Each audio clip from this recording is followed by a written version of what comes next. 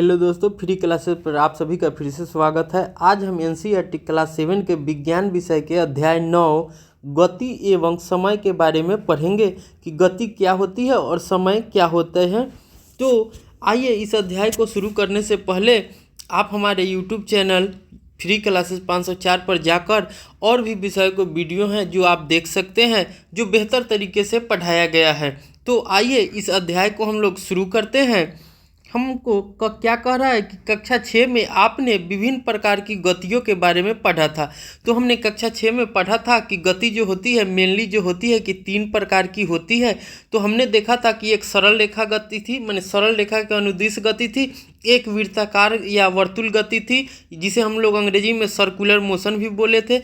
एक जो होता है कि आवर्ती गति होती है, जिसे हम लोग जो लोलक होता है उसको देखे थे कि वो जो एक निश्चित समय अंतराल पर क्या करती थी, दोलन करती थी। तो वो हमारा क्या कहलाया था, वो आवर्ती गति कहलाया था। तो आइए अब हम देखते हैं। आपने यह पढ़ा था कि किसी वस्तु की गति सरल रेखा के अनुदिश, वर्तुल या आवर्ती हो सकती है। तो हमने पढ़ा था कि क्या होती है, तो सरल रेखा के अनुदिश होती है, वर्तुल या वृत्ताकार होती है और आवर्ती गति हो सकती है।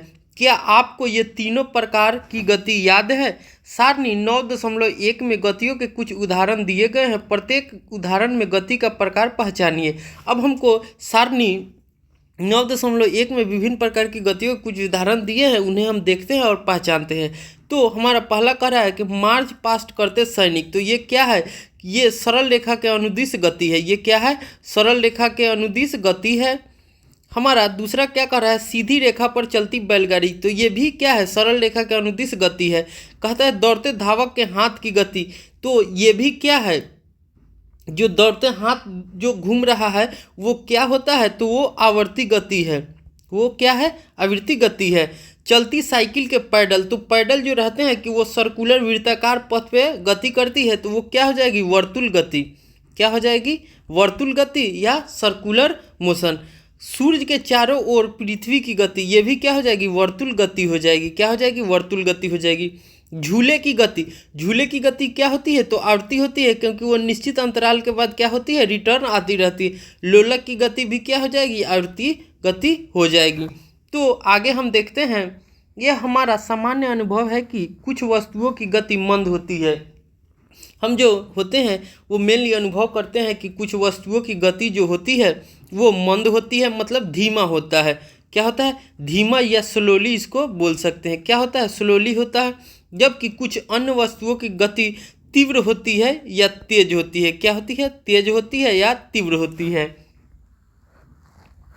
अब हम आगे देखते हैं 9.1 में हमसे क्या कह रहा है? मंद एवं तीव्र गति। मंद और तीव्र गति माने धीमा गति जो धीमी चल रहा है, या तेज गति क्या है उसको हम लोग समझते हैं। आप जानते हैं कि कुछ वाहन अन्य वाहनों की तुलना में तीव्र गति करते हैं। यहाँ तक कि एक ही वाहन विभिन्न समयों पर तीव्र अथवा मंद गति करता है। जो एक ही वाहन है, लेकिन कहीं कहीं हम देखते हैं कि वो तीव्र गति करता है और कहीं कहीं देखते हैं कि वो मंद गति से मूव करता है। सरल रेखीय पथ के अनुदिश गति करने वाली 10 वस्तुओं की सूची बनाइए। अब हमसे कह रहा है कि जो सीधी रेखा में जो चीज़ गति करती है उस वस्तुओं को हमको क्या बनाना है? एक लिस्ट बनाना है। इन वस्तुओं की गति को 2 वर्गों मंद एवं तीव्र में बांटिए। अब हमें क्या करना है कि उस 10 वस्तुओं को क्या करना है? जो गति कर रहे हैं उसको हम लोग धीमा और तीव्र गति में बांटेंगे 2 भागों में। आपने यह कैसे निश्चित किया कि कौन सी वस्तु मंद गति कर रही है और कौन सी तीव्र गति कर रही है? किसी सड़क पर कई वाहन एक ही दिशा में गति कर रहे हैं, तो हम यह सरलता से बता सकते हैं कि, सरलता मतलब आसानी से बता सकते हैं कि उनमें से कौन सा वाहन अन्य की तुलना में तीव्र गति कर रहा है और कौन स्लो माने धीमा गति कर रहा है, मंद गति कर रहा है। आइए हम सड़क पर चलने वाले वाहनों की गति को देखते हैं। क्रियाकलाप 9.1 को हम लोग देखते हैं। चित्र 9.1 को देखिए। इसमें किसी क्षण पर सड़क पर एक ही दिशा में गति करने वाले कुछ वाहनों की स्थिति दर्शाई गई है। अब हमको चित्र 9.2 देखना है। इसमें उन्हीं वाहनों की कुछ समय पश्चात की स्थिति दर्शाई गई है। चित्र जो ये 9.1 में है उसी वाहनों को 9.2 में चित्र दर्शाए गए हैं, लेकिन क्या है कुछ समय के बाद की स्थिति को दर्शाया गया है। दोनों चित्रों के प्रेक्षण के आधार पर निम्नलिखित प्रश्नों के उत्तर दीजिए। कौन सा वाहन सबसे तीव्र गति कर रहा है? इनमें से सबसे मंद गति कौन कर रहा है? कौन मंद अथवा तीव्र गति करता है? इसका निर्णय करने में वस्तुओं द्वारा किसी दिए गए काल अंतराल में चली गई दूरी हमारी सहायता कर सकती है। उदाहरण के लिए कल्पना कीजिए आप अपने मित्र को विदा करने बस स्टेशन जा रहे हैं या बस अड्डे जा रहे हैं। मान लीजिए आप बस के चलते ही अपनी साइकिल के पैडल मारने लगते हैं। जैसा कि हम पिछले को देखे थे तो चित्र 9.1 को देखिए, 9.1 को और 9.1 को 2 को देखिए। अब देखिए इसी गति को हम देख रहे हैं तो हमारा ये देखिए जो वायलेट कलर का कार है ये जो है कि 9.1 में अभी कहाँ है, यहाँ आ गया है। तो हम समय परिस्थितियाँ बदलने से क्या कह सकते हैं कि ये जो था कि उस समय क्या थी, मंद थी। ये जो गति क्या थी, मंद थी, लेकिन अभी ये क्या हो गई, उसकी अपेक्षा ये क्या हो गई है, तेज हो गई है। अब जो हम ग्रीन कलर के देखते हैं तो ये सबसे आगे क्या है, ग्रीन है, तो ये सबसे तेज है। लेकिन पहली चित्र में देखते हैं तो ये क्या है, बीच में है। यहाँ हम ब्लू कलर को देखते हैं तो ये सबसे अभी आगे है, लेकिन यहाँ देख रहे हैं तो दूसरे नंबर पे है। तो हम दोनों चित्रों की कल्पना करके प्रेक्षण करके बता सकते हैं कि कौन सी गाड़ी तेज चल रही है और कौन सी गाड़ी धीमी चल रही है या मंद चल रही है। 5 मिनट के पश्चात आपके द्वारा चली गई दूरी बस द्वारा चली गई दूरी से काफ़ी कम होगी। जबकि हम 5 मिनट में देखते हैं तो क्या होता है, साइकिल तेज चलता है, बस स्लोली चलता है। क्या आप तब यह कहेंगे कि बस साइकिल से तीव्र गति कर रहा है? तब हम यह कह सकते हैं कि बस साइकिल से तीव्र गति कर रहा है? नहीं। हम प्रायः यह कहते हैं कि तीव्र चलने वाले वाहनों की चाल अधिक होती है। जो तेज गति से वाहन चलते हैं उनकी चाल जो होती है कि अधिक होती है। 100 मीटर की दौड़ में यह निर्णय करना सरल होता है कि किसकी चाल अधिकतम है। जो धावक 100 मीटर दूरी तय करने में सबसे कम समय लेता है उसकी चाल अधिकतम होती है। मान लीजिए 100 मीटर का रेस हो रहा है तो जो धावक 100 मीटर को दूरी तय करने में कम समय लेगा तो हम क्या कहेंगे कि उसकी चाल जो है कि अधिकतम है। अब हम 9.2 चाल के बारे में पढ़ते हैं, जिसे हम लोग अंग्रेजी में वेलोसिटी भी बोलते हैं। क्या बोलते हैं, वेलोसिटी भी बोलते हैं, इसे भी से भी डिनोट करते हैं। तो आइए हम देखते हैं कि चाल क्या होते हैं। आप कदाचित चाल शब्द से परिचित हैं। ऊपर दिए गए उदाहरण में अधिक चाल से यह संकेत मिलता है कि किसी दी गई दूरी को कम समय में तय किया गया अथवा किसी दिए गए समय में अधिक दूरी तय की गई। 2 या अधिक वस्तुओं में कौन तीव्र गति कर रहा है, इसे ज्ञात करने के सबसे सुविधाजनक विधि यह है कि हम उनके द्वारा किसी एकांक समय में तय की गई दूरी ज्ञात करें। इस प्रकार यदि हम 2 बसों द्वारा 1 घंटे में तय की गई दूरी जानते हैं तब हम यह बता सकते हैं कि इनमें से कौन अपेक्षाकृत मंद है और कौन तेज है। किसी वस्तु द्वारा एकांक समय में तय की गई दूरी को हम लोग चाल कहते हैं। किसी वस्तु द्वारा एकांक समय में तय की गई दूरी को हम लोग क्या बोलते हैं, चाल बोलते हैं।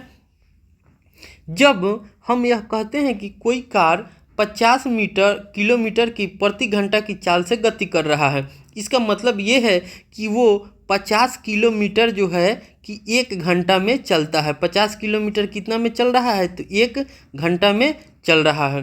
तो इससे यह ज्ञात होता है कि वह कार 1 घंटे में 50 किलोमीटर दूरी तय करेगा। तथापि कोई कार बिरले ही 1 घंटे तक किसी नियत चाल समान गति से चलता है। तो 1 घंटा तक कोई कार जो होता है कि सामान्य एक चाल से नहीं चल सकता है, तो हम जो इसे कह सकते हैं कि वो क्या है, तो वो उसकी औसत चाल है। क्या है, औसत चाल है। वास्तव में वह धीमी चाल से गति आरंभ करके फिर अपनी चाल बढ़ाता है।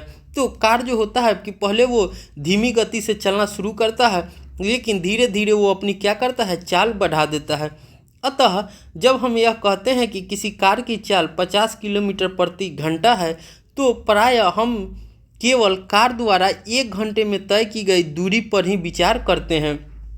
हम इसकी चिंता नहीं करते कि इस 1 घंटे की अवधि में कार नियत चाल से चलती रही अथवा नहीं। वास्तव में यहाँ प्रकलित की गई चाल कार की औसत चाल है। तो वो जो चाल होती है तो वो क्या होती है, औसत चाल होती है। इस पुस्तक में औसत चाल के लिए चाल शब्द का ही उपयोग करेंगे। तो हम लोग औसत चाल और चाल में जो होते हैं कि वो बहुत ही डिफरेंस होते हैं, जो हम हायर स्टडी करेंगे तो उसमें देखेंगे। लेकिन इस अध्याय में हमको क्या कह रहा है कि औसत चाल को हम लोग चाल मानकर ही चलेंगे तो करेंगे। अतः हम तय की गई दूरी के लिए लिए गए कुल समय से विभाजित करके चाल प्राप्त कर सकते हैं। तो हमारा क्या हो जाता है, चाल जो होता है इसको हम लोग तय की गई कुल दूरी बटा लिया गया समय, या इसको हम लोग v बराबर d बटा टी भी लिख सकते हैं। इसको हम लोग अंग्रेजी में लिखते हैं क्या, v बराबर d बटा टी। d क्या है, तो तय की गया दूरी है, t क्या है, लिया गया समय है। आपने दैनिक जीवन में हम बिरले ही लंबी दूरियों तक अथवा अधिक समय तक वस्तुओं को एक नियत चाल से गति करते देखते हैं। यदि किसी सरल रेखा के अनुदिश गति करने वाली वस्तुओं की चाल परिवर्तित होती रहती है तो उस वस्तु की चाल असमान कही जाती है। जब हम देखते हैं कि जब समय के साथ जो होती है कि उनकी गति परिवर्तित होती रहती है, बदलती रहती है, तो वो क्या कहलाती है, असमान चाल कहलाती है। लेकिन जब इसके विपरीत किसी सरल रेखा के अनुदिश गति की वस्तु की नियत चाल से गति एक समान गति कहलाती है। वो हमारी क्या हो जाएगी, तो एक समान गति कहलाती है अगर नियत चाल से चल रही है। तो इस स्थिति में औसत चाल वही है जो वास्तविक चाल है। तो इस स्थिति में जो औसत चाल जो क्या होगा, तो वही होगा जो उसकी जो नियत चाल है। यदि हम किसी वस्तु द्वारा किसी निश्चित दूरी को तय करने में लगे समय को माप ले तो हम उस वस्तु की चाल ज्ञात कर सकते हैं। कक्षा 6 में आपने दूरी मापना सीखा था, परंतु हम समय कैसे मापते हैं आइए पता लगाते हैं। अब हम 9.3 में समय को कैसे मेजर करेंगे उसको हम लोग पता लगाते हैं। यदि आपके पास घड़ी नहीं है, यदि हमारे पास घड़ी नहीं है तो आप यह कैसे निश्चित करेंगे कि क्या समय हो रहा है। जब मेरे पास घड़ी नहीं है तो हम कैसे पता करेंगे कि अभी क्या समय हो रहा है। क्या कभी आपको यह जानने की उत्सुकता हुई है, उत्सुकता का मतलब होता है कि जिज्ञासा, जानने की इच्छा होना, कि हमारे बुजुर्ग किस प्रकार केवल छाया देखकर दिन का समय का अनुमान लगा लेते थे। जब हम लोग छोटे थे तो हमारे जो बुजुर्ग रहते थे या बड़े होते थे दादा, तो वो छाया को ही देखकर समय का पता लगा लेते थे, अनुमान लगा लेते थे। हम 1 माह के काल अंतराल को कैसे मापते हैं, हम 1 वर्ष के काल अंतराल को कैसे मापते हैं। समय की माप से तात्पर्य काल अंतराल की माप से है। जो हम लोग समय की माप बोल रहे हैं उसका तात्पर्य क्या है, तो काल अंतराल की माप से है। बोलचाल में जब हम समय मापने के लिए किसी घड़ी के उपयोग के बारे में चर्चा करते हैं तब हमारा अभिप्राय काल अंतराल मापन का होता है। अब हम आगे देखते हैं। हमारे पूर्वजों ने यह देखा कि प्रकृति में बहुत सी घटनाएं निश्चित अंतरालों के पश्चात स्वयं दोहराती है।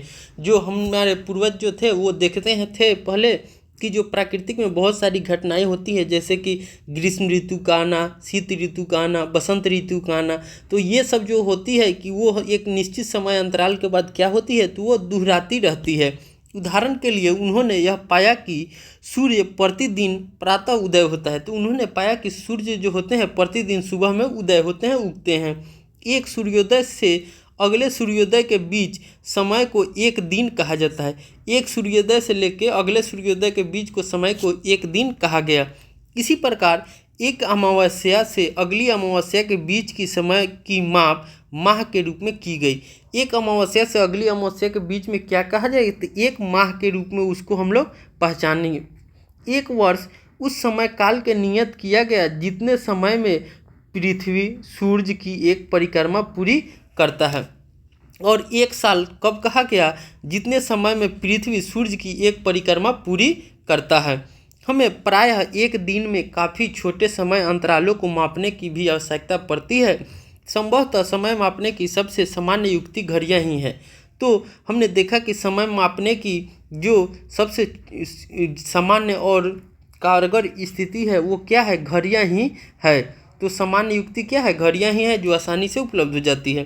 क्या आपको आपको कभी यह जानने की उत्सुकता हुई है कि घड़ियाँ समय कैसे मापती है? घड़ियों की कार्य विधि काफ़ी जटिल होती है, परंतु सभी घड़ियों की आवृत्ति गति का उपयोग किया जाता है। जैसा कि हम देख सकते हैं, ये हमारा क्या है, दीवार घड़ी है, ये मेज घड़ी है, और ये क्या है, डिजिटल वॉच है। आवर्त गति का एक परिचित उदाहरण सरल लोलक है। आवर्त गति जो होते हैं उसका चिर परिचित उदाहरण क्या है, सरल लोलक है। तो आवर्त गति क्या होती है? तो वह गति जो निश्चित समय अंतराल के बाद दोहराती है, वह गति जो निश्चित समय अंतराल के बाद स्वयं को दोहराती है, क्या कहलाती है? आवर्ती गति कहलाती है। सरल लोलक धातु के छोटे गोले अथवा पत्थर के टुकड़े को किसी दृढ़ स्ट्रैंड से धागे अथवा निलंबित करके बनाया जा सकता है। धातु के गोलों को लोलक का गोलक कहते हैं। धातु के जो गोले को लोलक का गोलक कहते हैं। चित्र 9.4 में लोलक को अपनी माध्य स्थिति पर विराम अवस्था में दर्शाया गया है। जब लोलक के गोले को धीरे से एक ओर ले जाकर मुक्त करते हैं तो यह इधर उधर गति करना आरंभ कर देता है, जैसा कि चित्र 9.4 में दिखाया गया है। सरल लोलक की यह गति आवर्ती या दोलन गति का उदाहरण, जो सरल लोलक जो होते हैं कि इस तरह की गति करते हैं, वो किसका उदाहरण है? तो आवर्ती गति या दोलन गति का उदाहरण है। जब लोलक का गोलक अपनी माध्य स्थिति O से आरंभ करके A तक, फिर A से B तक एवं B से वापस O पर आता है, तो यह कहा जाता है कि लोलक ने एक दोलन पूरा कर लिया। लोलक तब भी एक दोलन पूरा करता है जब इसका गोलक एक चरम स्थिति A से दूसरी चरम स्थिति B पर तथा B से वापस A पर आ जाता है। सरल लोलक एक दोलन पूरा करने में जितना समय लगाता है उसे सरल लोलक का आवर्तकाल कहते हैं। जो सरल लोलक होते हैं एक दोलन करने में जितना समय लगाते हैं वो क्या कहलाते हैं? आवर्तकाल कहलाते हैं। क्या कहलाते हैं? आवर्तकाल कहलाते हैं। तो अब हम चित्र 9.4 को देखते हैं। यहाँ पर देखिए कि यह हमारा चित्र ये दिया है, ये हमारा क्या है? तो लोलक है। ये क्या है? लोलक है एक। अब लोलक जो है कि मान लीजिए कि ये जो हमारा लोलक का सामान्य स्थिति O पर है, ये A पर है, ये B पर। तो क्या होता है कि जब हम इसे थोड़ा सा पुश करेंगे या धक्का देंगे या दोलन करने लगेंगे तो ये क्या होगा? पहले जो होगा कि ये A पर जाएगा, फिर A से ये क्या आता है? O पर आता है, फिर O से ये B पर जाएगा, फिर B से क्या होता है? ये इस तरह से A पर जाएगा, ये B पर जाएगा। तो ये जो एक पीरियड जो होगा यही हमारा क्या कहलाता है? आवर्तकाल कहलाता है। एक दोलन पूरा करने में जिसको इतना समय लगेगा वो क्या कहलाएगा? आवर्तकाल कहलाएगा।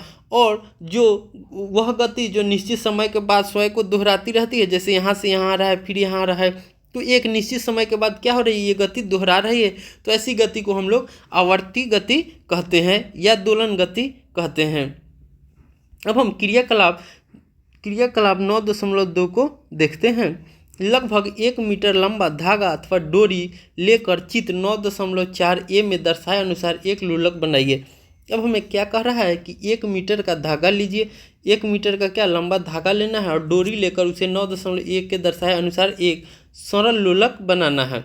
यदि पास में कोई पंखा चल रहा हो तो उसे बंद कीजिए। अब साथ में कोई पंखा तो उससे बंद कर देंगे।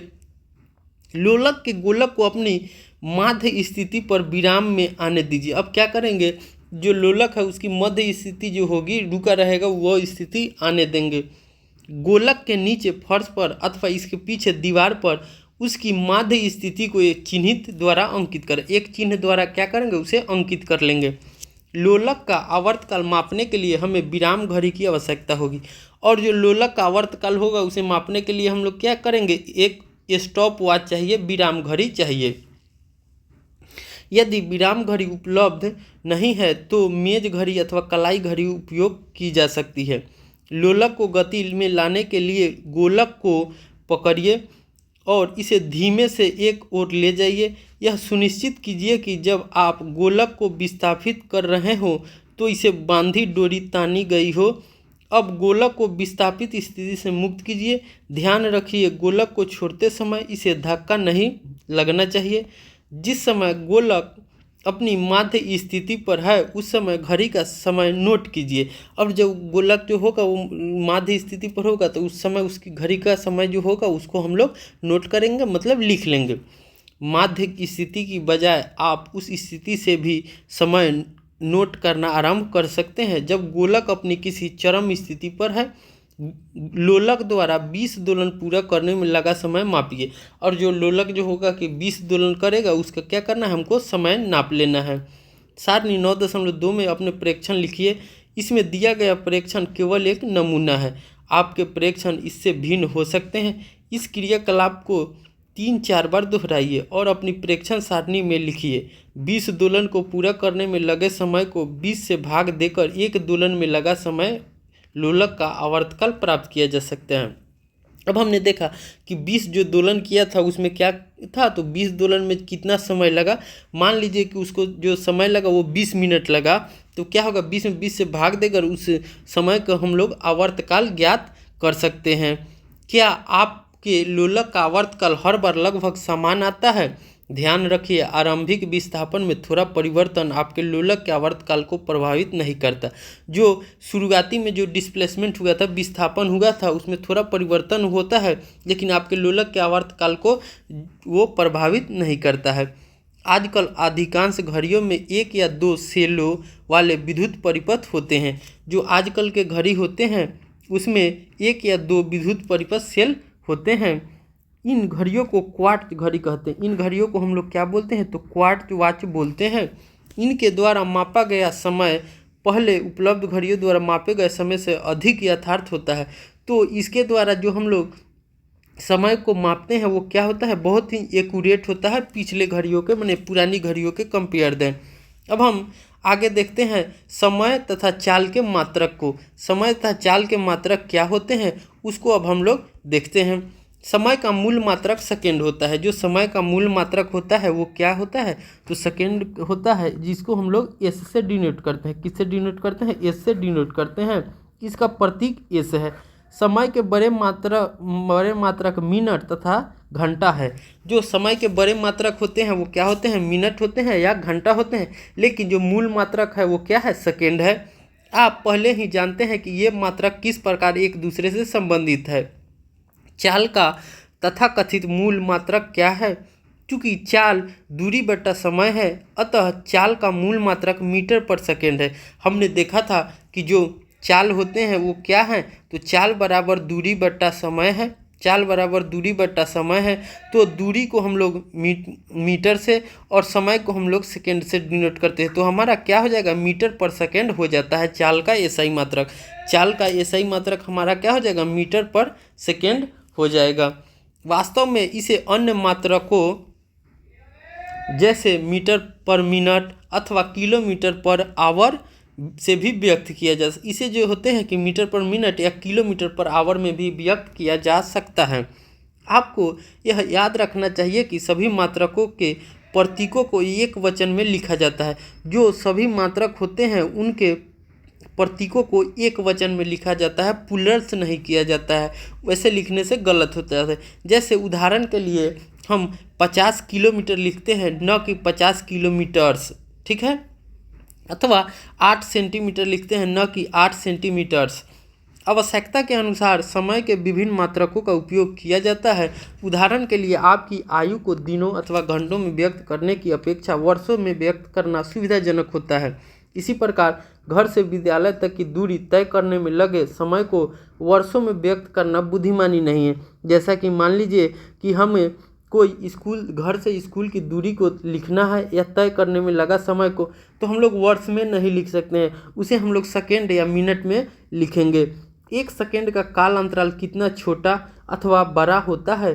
जोर से 2001 पुकारने में लगा समय लगभग 1 सेकेंड होता है। 2001 से 2010 तक जोर जोर से गिनकर आप इसका सत्यापन कर सकते हैं। किसी सामान्य स्वस्थ युवा के विराम की स्थिति में नाड़ी 1 मिनट में 72 अर्थात 10 सेकेंड में लगभग 12 बार स्पंदन करती है। 1 मिनट में कितना, 72 बार, और 10 सेकेंड में कितना, तो 12 बार स्पंदन करती है। इसकी खोज के विषय में एक रोचक कहानी है। किसी दिए गए लोलक का आवर्तकाल नियत होता है। आपने सुप्रसिद्ध वैज्ञानिक गैलीलियो का नाम सुना होगा। कहा जाता है कि एक बार गैलीलियो गिरजाघर में बैठे थे। उन्होंने यह देखा कि छत की जंजीर से लटका कोई लैंप एक ओर से दूसरी ओर धीमी गति कर रहा है। उन्हें यह पाकर आश्चर्य हुआ कि लैंप के एक दोलन पूरा करने में उनकी नब्ज स्पंदन की संख्या हर बार समान थे। उन्होंने यह देखा कि लैंप जब एक दोलन पूरा करने के समय अंतराल जो हो रहा है, उनकी नब्ज जो है उनकी संख्या हर बार समान हो रही है। गैलीलियो ने अपने परीक्षण को सत्यापित करने के लिए विभिन्न लोलकों के साथ प्रयोग किया। उन्होंने यह पाया कि किसी दी गई लंबाई का लोलक सदैव एक दोलन पूरा करने में समान समय लेता है। तो ये जो स्टेटमेंट थे वो गैलीलियो ने दिया था कि किसी दी गई लंबाई का लोलक सदैव एक दोलन पूरा करने में समान समय लेता है। इसकी प्रेक्षण ने लोलक युक्त घड़ियों के विकास को नई दिशा में ले गया प्रदान किया। कमानी युक्त घड़ियाँ और कलाई की घड़ियाँ लोलक युक्त घड़ियों का परिष्कृत रूप थी। जैसा कि हम देख सकते हैं, ये में हमारा ये क्या है, जंतर मंतर है। यहाँ नई दिल्ली में धूप घड़ी है, प्राचीन काल के समय उपयुक्त की जाने वाली घड़ी है। जैसे कि ये क्या है, रेत घड़ी है। इससे भी प्राचीन काल में हम लोग देखते थे। जल घड़ी है करती थी। बच्चों को यह दर कुछ अधिक हो सकती है। जब लोलक वाली घड़ियाँ प्रचलित नहीं हुई थी तब संसार के विभिन्न भागों में समय मापन के लिए बहुत सी युक्तियों का उपयोग किया जाता था। जैसे कि उस समय क्या क्या यूज किया जाता था, तो धूप घड़ी, जल घड़ी, रेत घड़ी, इस प्रकार की युक्तियों को कुछ उदाहरण हैं। संसार के विभिन्न भागों में इन युक्तियों के भिन्न भिन्न डिजाइन बनाए गए हैं। इनके जो होते हैं कि अलग अलग डिजाइन बनाए गए हैं। अब हम देखते हैं 9.4 में चाल मापन, माने चाल को हम लोग कैसे मेजर करेंगे, कैसे नापेंगे, उसके बारे में हम लोग देखते हैं। समय तथा दूरियां कैसे मापे, यह सीखने के पश्चात आप किसी वस्तु की चाल परिकलित कर सकते हैं, माने निकाल सकते हैं। आइए फर्श के अनुदिश गति किसी गेंद की चाल ज्ञात करें। क्रियाकलाप 9.3 को हम लोग देखते हैं। चौक के चूर्ण अथवा चूने से फर्श पर एक सरल रेखा खींचिए। क्या करना है, चौक पाउडर के जो होंगे उससे या चूने से हम लोगों को एक सरल रेखा खींचना है। सरल रेखा खींचना है।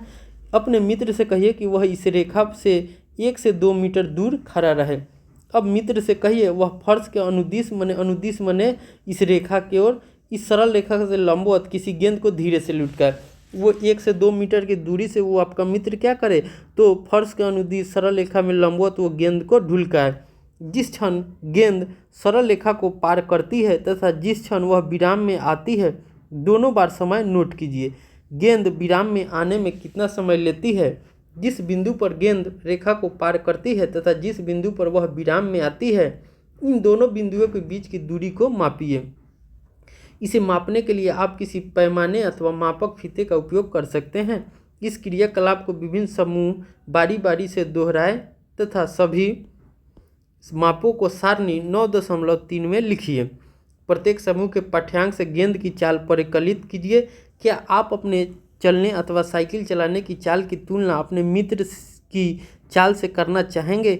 इसके लिए आपको अपने घर अथवा किसी अन्य बिंदु से अपने विद्यालय की दूरी जानने की आवश्यकता होगी।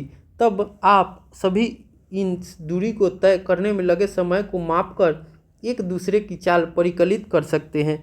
यह जानना आपके लिए रोचक हो सकता है कि आप में से किसकी चाल सबसे अधिक है। सारणी 9.4 में कुछ जीवों की चाल किलोमीटर पर घंटा में दिया गया है, किलोमीटर पर आवर। आप स्वयं इसकी चाल को मीटर पर सेकंड में परिकलित कर सकते हैं, माने बदल सकते हैं या निकाल सकते हैं। उपग्रहों को पृथ्वी की कक्षा में प्रमोचित करने वाले रॉकेट 8 किलोमीटर पर सेकंड की चाल से प्राप्त कर लेते हैं। इसके विपरीत कछुआ 8 सेंटीमीटर पर सेकंड की चाल से चल सकता है। क्या आप यह परिकलित कर सकते हैं कि कछुए की तुलना में रॉकेट की चाल कितनी गुना अधिक है? तो हम लोग निकाल सकते हैं, क्योंकि यहाँ देखिए किलोमीटर में है तो रॉकेट की चाल को हम लोग किलोमीटर में से क्या करेंगे, सेंटीमीटर में चेंज कर लेंगे और हम लोग इसको कन्वर्ट कर लेंगे सेंटीमीटर में और देखेंगे कि कितना गुना है। यदि आपको किसी वस्तु की चाल ज्ञात हो जाए तो आप समय में उसके द्वारा चली गई दूरी ज्ञात कर सकते हैं। आपको केवल चाल को समय से गुना ही करना होगा। इस प्रकार चली गई दूरी बटा चाल गुने समय। क्या होता है, चाल गुने समय।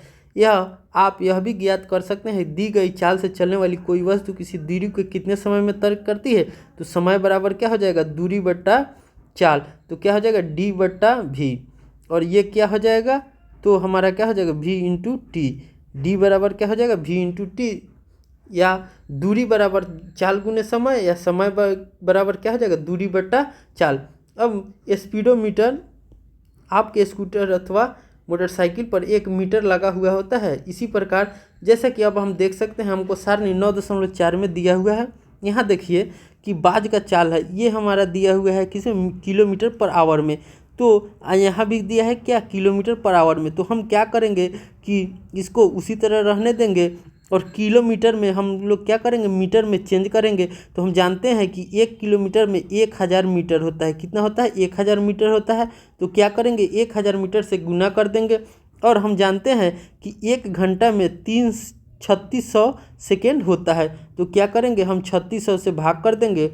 और देखिए 1 2 जीरो से 2 जीरो कट जाएगा, ये जो हो जाएगा 36 से इसको मल्टीप्लाई कीजिए, 4 से काटिए, तो क्या हो जाएगा, 4 दूना 8, 3 8 चौका 32, 28, ये हो जाएगा 9।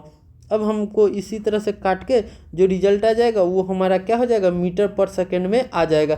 तो इस तरह से हम आसानी से सभी चीज़ों को हम लोग बदल सकते हैं। अगर किलोमीटर पर घंटा में है तो उसे चाल मीटर पर सेकेंड में भी चेंज कर सकते हैं। अब हम आगे देख रहे हैं कि हम लोग गाड़ी, मोटरसाइकिल या स्कूटर में देखते हैं, या बसों में भी देखते हैं, या वाहनों के डैशबोर्ड पर 1 मीटर देखते हैं। चित्र 9.7 में हमको दिखाया गया है। जैसा कि इस डैशबोर्ड में ये क्या है, तो ये जो होता है कि मीटर, या इसको हम लोग स्पीडोमीटर बोलते हैं। क्या बोलते हैं इसको, स्पीडोमीटर भी बोलते हैं, स्पीडोमीटर भी इसे बोलते हैं। इसमें किसी 1 मीटर के एक कोने पर किलोमीटर पर आवर, जैसे एक कोना जो यहाँ होता है ये क्या लिखा है, किलोमीटर पर आवर। इसे चाल मापी या स्पीडोमीटर कहते हैं। इसे चाल मापी या स्पीडोमीटर हम लोग कहते हैं। इससे सीधे ही किलोमीटर पर आवर में चाल ज्ञात हो जाती है। इसमें एक अन्य मीटर भी होता है जो वाहन द्वारा तय की गई दूरी मापता है। इस मीटर को पाथ मीटर कहते हैं या ऑडोमीटर कहते हैं। जो दूरी नापेगा वो क्या कहलाता है, जो वाहन द्वारा तय की गई दूरी नापता है उसे पाथ मापी या ऑडोमीटर कहते हैं। लेकिन जो गति मापता है, जो गाड़ी में गति मापता है वो क्या कहलाता है, स्पीडोमीटर कहलाता है। इसमें से 1 मीटर कोने पर किलोमीटर वो चाल मापी या स्पीडोमीटर, और जो दूरी नापेगा वो ऑडोमीटर होगा। जैसा कि यहाँ देख सकते हैं, ये हमारा क्या होता है, यहाँ पे रहता है, तो ये जो होगा ऑडोमीटर होगा। ये क्या हो जाएगा, या ये नहीं है ऑडोमीटर। यहाँ देखिए ये जो है ये हमारा क्या है, ये ऑडोमीटर है, ऑडोमीटर। और ये हमारा क्या है, ये जो दिया हुआ है डायग्राम, ये हमारा क्या है, स्पीडोमीटर है। क्या है, स्पीडोमीटर है। यहाँ पर देखते हैं तो घूमते रहता है, जो चलता है तो वो ऑडोमीटर है। विद्यालय की पिकनिक के लिए जाते समय पहेली ने यह निश्चय किया कि वह यात्रा समाप्त होने तक हर 30 मिनट के पश्चात बस के पथमापी का पाठ्यांक अपनी नोटबुक पर लिखेगी। इसके पश्चात उसने अपने पाठ्यांक सारणी 9.5 में लिखे। जैसा कि आप देख सकते हैं 8 बजे बस खुला तो उसका क्या था, 36,540 था। तो आरंभिक उसने क्या किया था, 0 किलोमीटर। लेकिन जब उसने 30 मिनट के बाद नोट किया तो क्या हो गया, 36,560 किलोमीटर। तो कितना चला, 20 किलोमीटर। 9 बजे कितना चला, तो 36,580। तो कितना चला, 40 किलोमीटर। इसी तरह से उसने 10 बजे तक नोट किया। क्या आप बता सकते हैं कि पिकनिक स्थल विद्यालय से कितनी दूर था? तो हाँ, यहाँ से हम लोग पिकनिक स्थल क्या 40 था, तो यहाँ क्या आ गया लास्ट में, तो हमने देखा कि 6,620 आ गया। तो यहाँ देख रहे हैं कि पिकनिक से हमारा क्या हो जाएगा, 80 किलोमीटर दूर था। क्या था, 80 किलोमीटर दूर था। सारणी को देखकर बूझों ने पहेली से पूछा कि क्या वह बता सकती है कि 9:45 तक उसकी बस ने कितनी दूरी तय कर ली थी? तो हाँ, ये भी बता सकते हैं, क्योंकि देखिए यहाँ 30 है और यहाँ कितना है, 45 है। तो क्या करेंगे कि दोनों को जोड़ देंगे और डिवाइड कर देंगे। या हम देखिए यहाँ से यहाँ तक, तो यहाँ क्या है कि हमारा डिफरेंस कितना है, 20 किलोमीटर का है। तो 15 मिनट में कितना चला होगा, 10 किलोमीटर चला होगा। 15 मिनट में कितना, 10 किलोमीटर। तो मान लीजिए हमारा 9:45 में क्या हो जाएगा, तो 36,610 किलोमीटर गाड़ी पहुंचा होगा। ठीक है, पहेली ने, और ऐसे देखेंगे तो 9:45 में क्या, तो पिकनिक स्पॉट से कितना गाड़ी पहुंचा होगा, 70 किलोमीटर। पिकनिक मैंने विद्यालय से पिकनिक स्पॉट पर 9:45 तक जाने में कितना, 70 किलोमीटर। पहेली के पास इस प्रश्न का कोई उत्तर नहीं था। वे अपने शिक्षक के पास गए। शिक्षक ने उनसे कहा कि इस समस्या को हल करने का एक ढंग यह है कि हम दूरी समय ग्राफ खींचे। आइए यह पता लगाए कि किस प्रकार हम ग्राफ खींचते हैं। तो अब हम 9.5 में देखते हैं, दूरी समय ग्राफ को देखते हैं। Distance time graph, distance time graph. आपने यह देखा होगा कि समाचार पत्र, पत्रिकाएं आदि सूचनाओं को रोचक बनाने के लिए उन्हें विभिन्न प्रकार के ग्राफों के रूप में प्रस्तुत करती है। चित्र 9.8 में दर्शाए गए ग्राफ के प्रकार को स्तंभ ग्राफ कहते हैं। ग्राफीय निरूपण में एक अन्य प्रकार वृत्तारेख ग्राफ या पाई चित्र होते हैं, और एक जो हमारा ग्राफ में दर्शाया गया ग्राफ रेखा ग्राफ कहलाता है। जैसा कि चित्र हम देख सकते हैं 9.8 में देख रहे हैं, तो इस तरह के ग्राफ को हम लोग क्या कहते हैं, तो स्तंभ ग्राफ कहते हैं। क्या कहते हैं, स्तंभ ग्राफ कहते हैं। और इस तरह के ग्राफ को हम लोग वृत्तारेख ग्राफ या पाई चार्ट बोलते हैं। क्या बोलते हैं, पाई चार्ट या पाई ग्राफ बोलते हैं। इस तरह के ग्राफ को हम लोग लाइन ग्राफ या रेखा ग्राफ कहते हैं। इस तरह से हम समझते हैं कि मेनली जो होते हैं वो 3 प्रकार के ग्राफ होते हैं। एक होता है स्तंभ ग्राफ, रेखा ग्राफ, वृत्त ग्राफ या पाई ग्राफ। जैसे कि इस तरह के आपको मिलेंगे, तो ये हमारा जो है कि वृत्तारेख या पाई ग्राफ है। यहाँ अब हम देखते हैं किया जाता है। आइए इस प्रकार का ग्राफ बनाना सीखें। ग्राफ कैसे बनते हैं उन्हें हम लोग बनाना सीखते हैं। एक ग्राफ पेपर लीजिए। क्या करना है, हमें एक ग्राफ पेपर लेना है। चित्र 9.11 में दर्शाए गए अनुसार इस पर एक दूसरे के लंबवत 2 रेखाएं खींचिए। क्षैतिज रेखा x, OX अंकित कीजिए। इसे x अक्ष कहते हैं। इस प्रकार ऊर्ध्वाधर रेखा YOY डैश अंकित कीजिए। इसे y अक्ष कहते हैं। XOX डैश तथा YY डैश का प्रतिच्छेदन बिंदु मूल बिंदु कहलाता है O। जिन 2 राशियों के बीच ग्राफ खींचा गया है उन्हें इन्हीं 2 अक्षों के अनुदिश दर्शाया जाता है। हम x अक्ष पर धनात्मक मानों को x के अनुदिश दर्शाते हैं। इसी प्रकार y अक्ष पर धनात्मक मानों को हम लोग OY के अनुदिश दर्शाते हैं। इस अध्याय में हम केवल राशियों के धनात्मक मानों पर ही विचार करेंगे, इसलिए हम 9.11 में दर्शाए गए केवल छायांकित भाग का ही उपयोग करेंगे। जैसा कि हम देखते हैं तो हमको चित्र 9.11 में ग्राफ दिया हुआ है। तो ग्राफ को जो होते हैं कि मेनली हम लोग 4 भाग में बांट लेते हैं। ये जो हमारा जो है ये इसको हम लोग 4 भाग में बांट लेते हैं।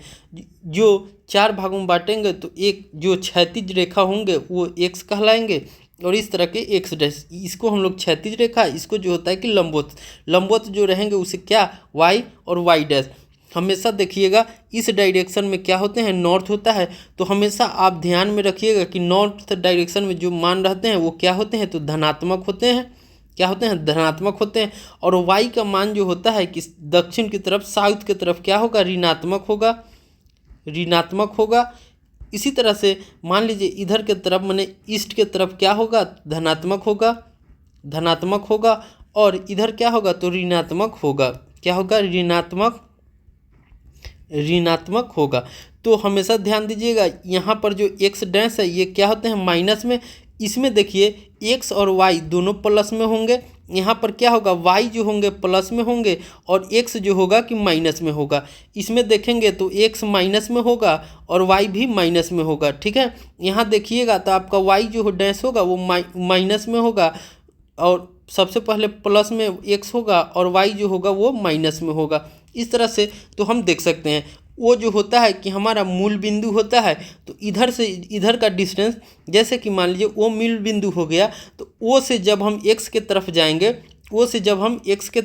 तो क्या हो जाएगा, ये हमेशा धनात्मक मान आता हो जाएगा। जैसे 1 2 3 4, तो तो ये हमेशा जो हो जाएगा कि धनात्मक मान आएंगे। लेकिन जब ओ से हम वाई की तरफ जाएंगे तो ये भी हमारा क्या हो जाएगा, धनात्मक मान होगा। क्या होगा, हमेशा धनात्मक मान होगा। लेकिन जब हम ओ से एक्स वाई, जब हम ओ से एक्स डैश की तरफ जाएंगे तो हमारा क्या हो जाएगा, माइनस में मान आता रहेगा। क्या हो जाएगा, हमेशा जो मान होगा वो माइनस में आता रहेगा। तो जब हम यहाँ से देखिए ओ से एक्स डैश में जाएंगे तो ये सब मान क्या आ जाएंगे, माइनस में आने लगेंगे। ठीक है, और ओ से हम वाई डैश पर जाएंगे तो ये भी हमारा मान क्या हो जाएगा, माइनस में आने लगेंगे। तो इस अध्याय में हमको सिर्फ जो धनात्मक पाठ होते हैं, मतलब ये वाले भाग, इसी के बारे में हम लोगों को चर्चा करना है। बूझो तथा पहेली ने किसी कार द्वारा चली गई दूरी तथा इस दूरी को तय करने में लगा समय पता लगाया। उनके आंकड़े सारणी 9.6 में दर्शाए गए हैं। जैसा कि आप देख सकते हैं, इस सारणी में उस कार के जीरो समय में 0 मीटर, 1 मिनट में कितना चला तो 1 किलोमीटर, 2 मिनट में कितना 2 किलोमीटर, 3 मिनट में 3 किलोमीटर, इस तरह से दर्शाया गया है।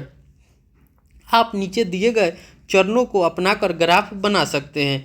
अब इसको लेकर हमको ग्राफ खींचना है, तो हम लोग क्या करेंगे कि एक ग्राफ पेपर लेंगे और उस पर इसको ग्राफ खींचेंगे। दो अक्षों को निरूपित करने के लिए दो लंबवत रेखाएं खींचिए। क्या करेंगे, दो लंबवत रेखाएं खींच लेंगे कितना दर्शाया अनुसार, और क्या करेंगे तो ये देखिए, इसको हम लोग मूल बिंदु ओ हो जाएगा, इधर वाले एक्स हो जाएंगे, इधर वाले क्या हो जाते हैं, वाई हो जाते हैं। तो हम ये अंकित कर देंगे। यह निश्चित कीजिए कि एक्स के अनुदिश किस राशि को दर्शाना है। अब हम देखो एक्स के अनुदिश किस राशि को दर्शाना है वो पता करना है। तो मान लीजिए इधर हम एक्स डायरेक्शन में अगर समय को दर्शा रहे हैं तो वाई डायरेक्शन में किसको हम दर्शाएंगे, दूरी को दर्शाएंगे। अब देखिए कि जीरो से, तो जब जीरो से समय क्या हुआ, जीरो से जब समय 1 मिनट हुआ तो मान लीजिए यहाँ 1 मिनट, तब दूरी कितना था 1 किलोमीटर, तब ये 1 किलोमीटर हो गया। तो हमारा क्या हो जाएगा, ये हो जाएगा, ये हो जाए।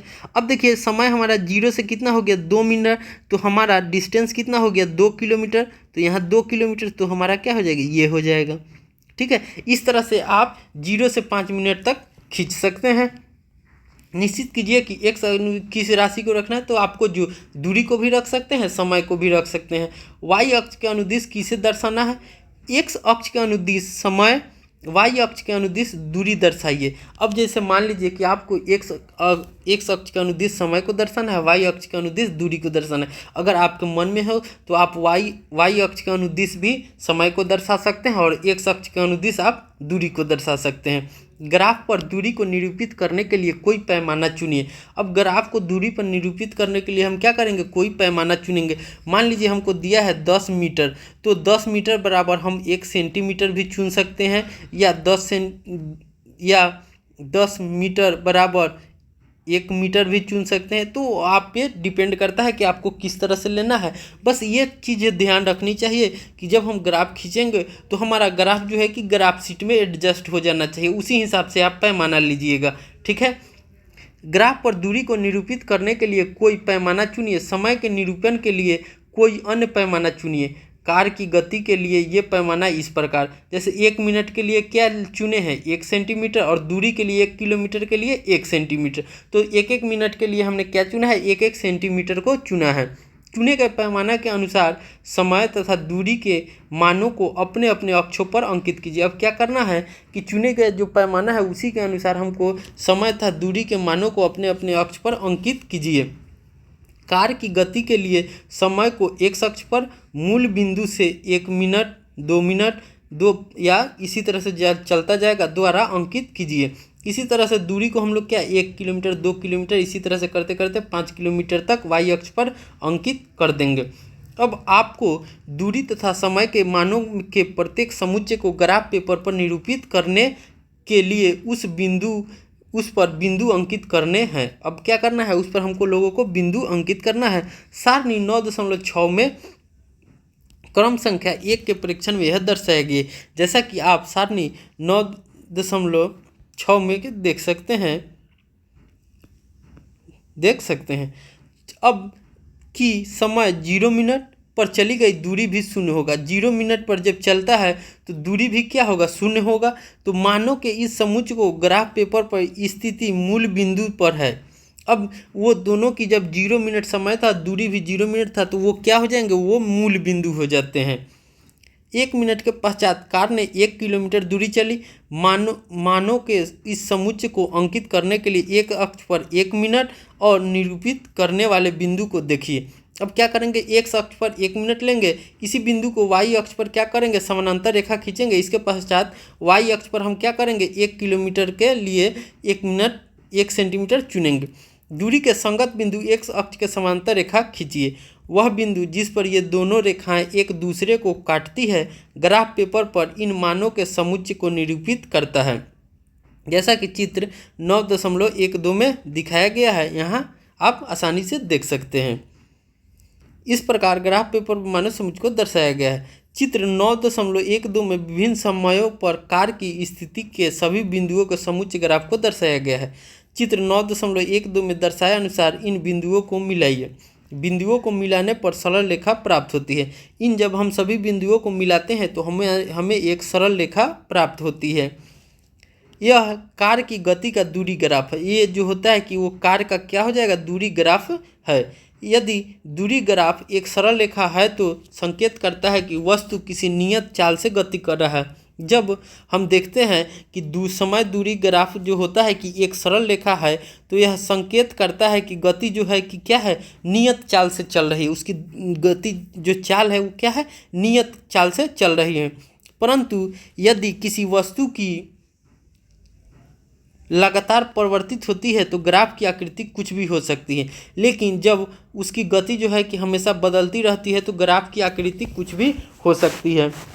व्यापक रूप में पैमाने का चयन इतना सरल नहीं है जितना चित्र 9.12 या चित्र 9.13 में दर्शाया गया है। जो हम पैमाना का चयन करते हैं वो इतना सरल नहीं है जितना हम समझते हैं, जैसा चित्र हमको 9.12 या चित्र 9.13 में दर्शाया गया है। हमें एक्स अक्ष तथा वाई अक्ष पर वांछित राशियों को निरूपित करने के लिए 2 भिन्न पैमानों का चयन करना पड़ सकता है। आइए इस प्रक्रिया को एक उदाहरण की सहायता से समझते हैं। आइए फिर उसी बस की गति पर विचार करते हैं जिसके द्वारा पहेली और उसके मित्र पिकनिक पर गए थे। बस द्वारा तय की गई दूरी अथवा लिया गया समय सारणी 9.5 में दर्शाया गया है। बस द्वारा तय की गई दूरी 80 किलोमीटर है। यदि हम 1 किलोमीटर 1 सेंटीमीटर पैमाना चुनने का निश्चय करें तो हमें 80 सेंटीमीटर का अक्ष खींचना होगा। अब देख लीजिए कि जब हम 1 किलोमीटर को 1 सेंटीमीटर मानते हैं तो क्या हो जाएगा, हमको 80 सेंटीमीटर का अक्ष खींचना होगा, जो ग्राफ सीट है उस पर पॉसिबल ही नहीं है, जो कागज़ की सीट पर संभव नहीं है।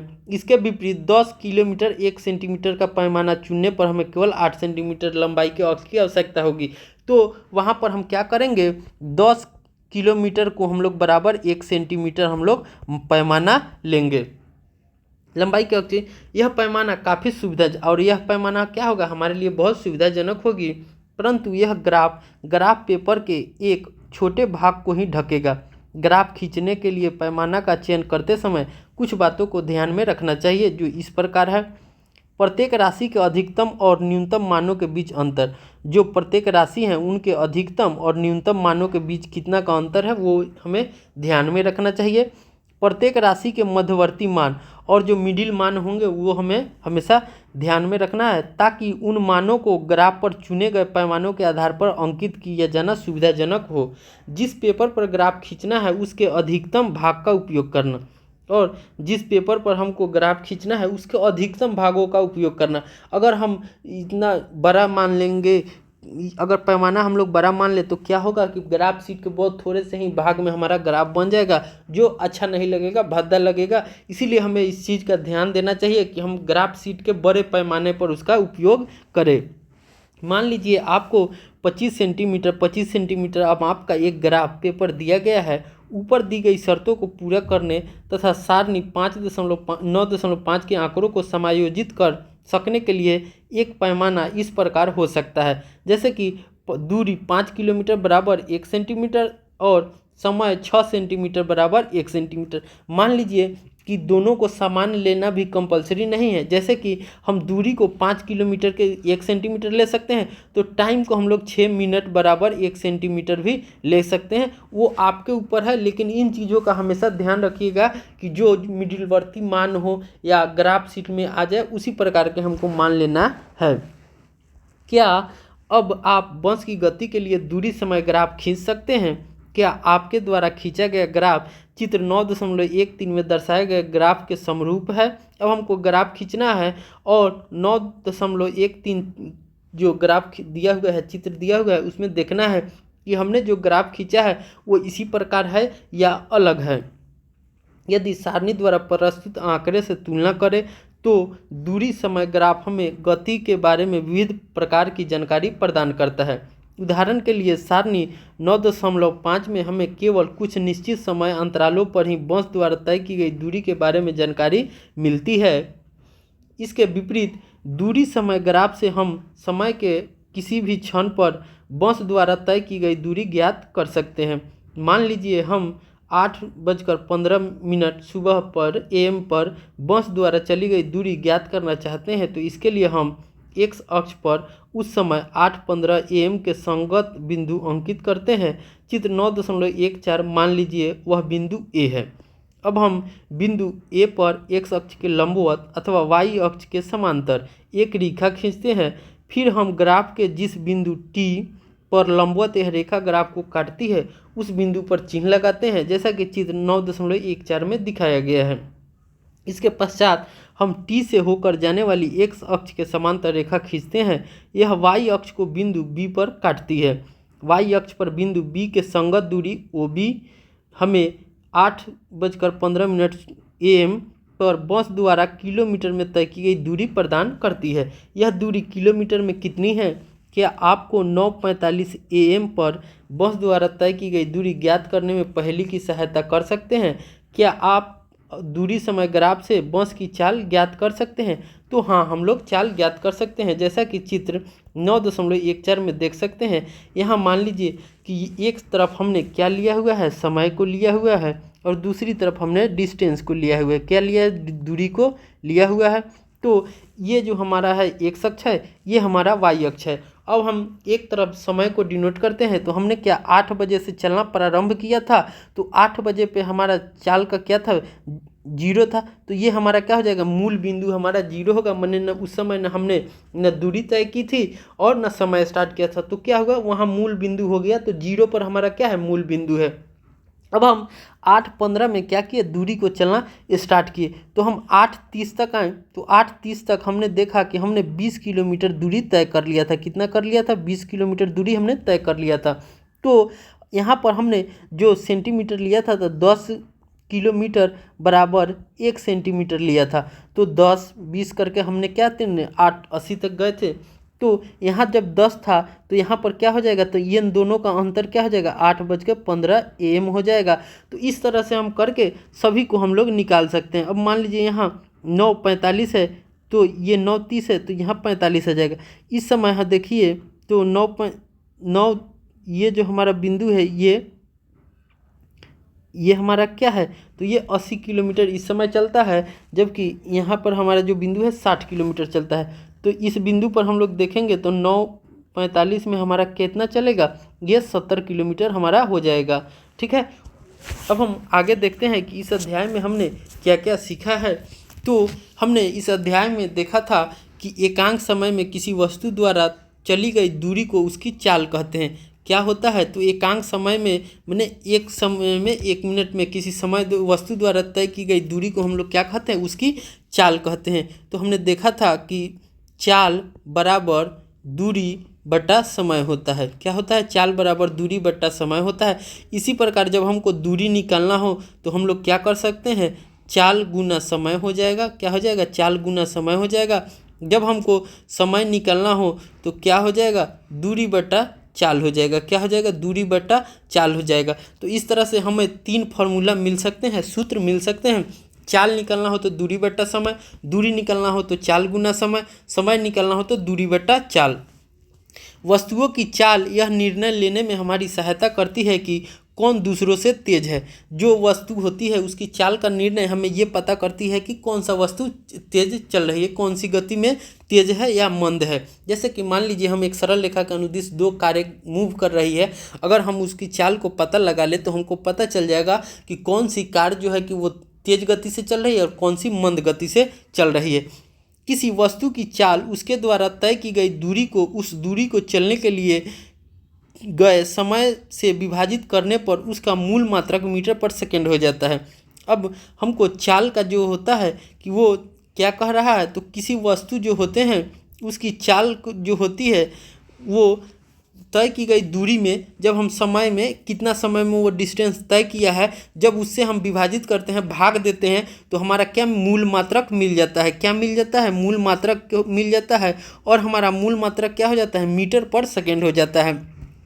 जैसा कि आप देख सकते हैं, चाल बराबर क्या हो जाता है? दूरी बट्टा समय होता है। क्या होता है? दूरी बट्टा समय होता है। तो दूरी को हम लोग, दूरी का जो अति होता है, इसको हम लोग मीटर में इंडिकेट करते हैं। दूरी का मात्रक क्या हो जाता है? मात्रक मीटर है। दूरी का मात्रक मीटर है। समय का मात्रक जो होता है वो सेकेंड होता है। दूरी का मात्रक मीटर है और समय का मात्रक क्या है? सेकेंड है। तो चाल बराबर क्या हो जाएंगे? होता है दूरी बट्टा समय, तो क्या हो जाएगा? मीटर बट्टा सेकेंड। तो इस तरह से मीटर को हम लोग इस प्रकार भी लिख सकते हैं। तो मीटर प्रति सेकेंड जो होता है वो क्या हो जाएगा? तो चाल का मात्रक हो जाएगा, या मूल मात्रक हम इसको कह सकते हैं।